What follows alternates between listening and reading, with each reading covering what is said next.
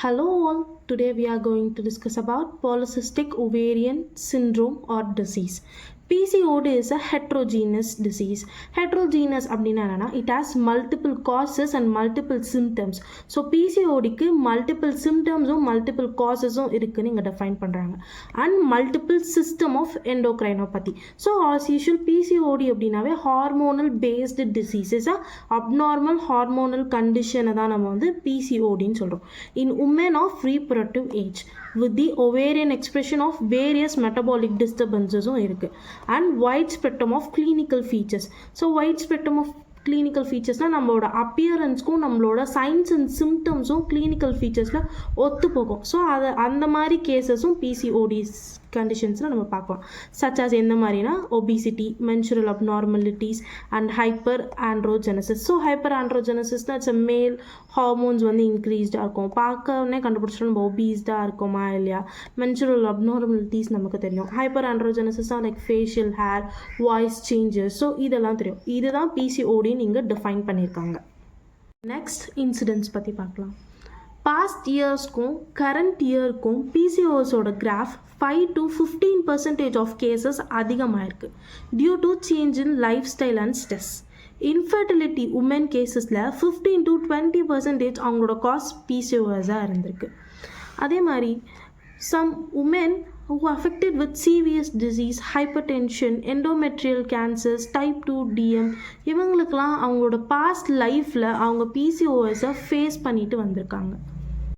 Next etiology. Exact cause வந்து அன்னோன். Well known factors வந்து lifestyle changes, sedentary life, diet, stress.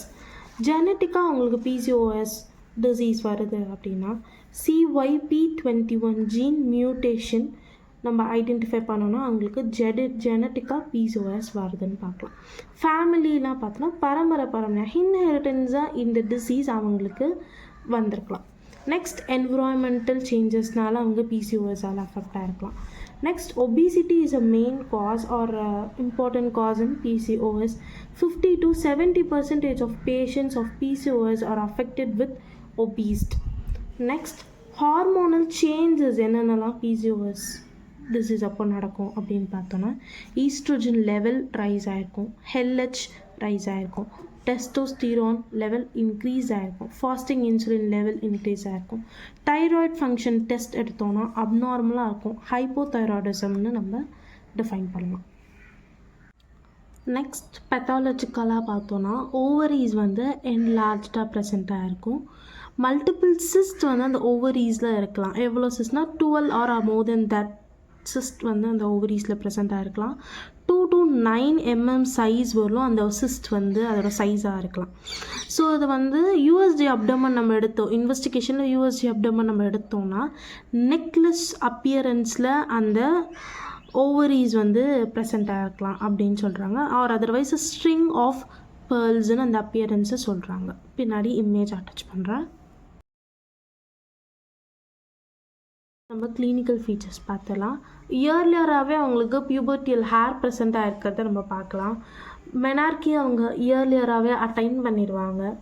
Mensuration வந்து first few இயர்ஸ்க்கு அவங்களுக்கு நார்மலாக தான் நடக்கும். ஆஃப்டர் அ இயர் அவங்களுக்கு அப்நார்மல் சைக்கிள்ஸ் ஸ்டார்ட் ஆகிடும். ஸோ அந்த டைமில் வந்து ஒலிகோமெனோரியா லோ ஃப்ரீக்வன்சி ப்ளீடிங்கில் லோ ஃப்ரீக்வன்சி இருக்கும் 87% ஆஃப் பீப்புள்ஸ்க்கு.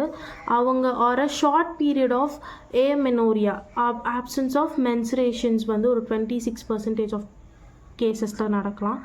எதுக்கப்புறம்னா ஹெவி அண்ட் ப்ரொலாங்டு ப்ளீடிங்க்கு அப்புறமா அவங்களுக்கு இந்த ரெண்டு கண்டிஷன்ஸும் நம்ம பார்க்கலாம்.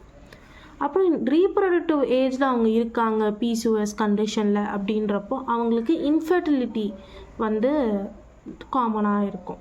ஸோ எதனால் இன்ஃபர்டிலிட்டினா ஓவியுலேட்டரி சைக்கிள்ஸ் அவங்களுக்கு நடக்கிறதுனால அவங்களுக்கு இன்ஃபர்டிலிட்டி கேசஸ் நம்ம பார்க்கலாம்.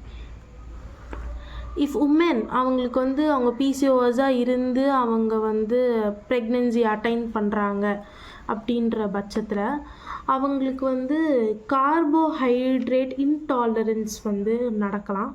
DM, ஹைப்பர்டென்ஷன், ப்ரெக்னென்சி லாஸ் நடக்கும் 20 to 30% of cases with who have a PCOS. So clinical ஃபீச்சர்ஸோட கண்டினியூவேஷன், ஃபேஷியல் ஹேர் ப்ரெசென்ட் ஆகிருக்கும், upper lip, chin, breast, thighs இங்கெல்லாம் வந்து ஹேர் வந்து ப்ரெசென்ட் ஆகிருக்கும். நெக்ஸ்ட்டு பிளாட்னஸ் வந்து நம்ம நோட் பண்ணிக்கலாம். ஸோ பிளாட்னஸ் அப்படின்றது பட்சத்தில் ஹேர் ஃபால் நடந்திருக்கும். ஃபீமேல் கேண்டிடேட்ஸ்க்கு வழுக்க விழற கண்டிஷன் இருக்கும் PCOSனால. நெக்ஸ்ட்டு அவங்கக்கிட்ட நம்ம என்ன ஹிஸ்ட்ரி கேட்கணும் அப்படின்னு பார்த்தோன்னா, அவங்களோட லைஃப் ஸ்டைல் என்ன, அவங்களோட டயட் என்ன, அப்புறம் அவங்க ஸ்மோக் பண்ணுறவங்களா எப்படி, அந்த மாதிரி. நெக்ஸ்ட் எக்ஸோஜினஸ் ஹார்மோன் பற்றின என்கொயர்ஸ் பண்ணணும். அவங்களோட ஃபேமிலி ஹிஸ்ட்ரிஸ் பற்றி லைக் டிஎம் இருக்கா, ஹைப்பர் டென்ஷன் இருக்கா அப்படின்றதெல்லாம் நம்ம நோட் பண்ணணும். ஸோ தேங்க்யூ ஃபார் வாட்சிங். That's all in this video. இந்த PCOSோட வீடியோ கண்டினியூவேஷன் ஆகும் பார்ட் 2ன்னு. அதில் நான் வந்து எக்ஸாமினேஷன், ட்ரீட்மெண்ட், இன்வெஸ்டிகேஷன்ஸ் இது பற்றிலாம் நம்ம டீட்டெயிலாக டிஸ்கஸ் பண்ணுவோம். தேங்க்யூ ஃபார் வாட்சிங்.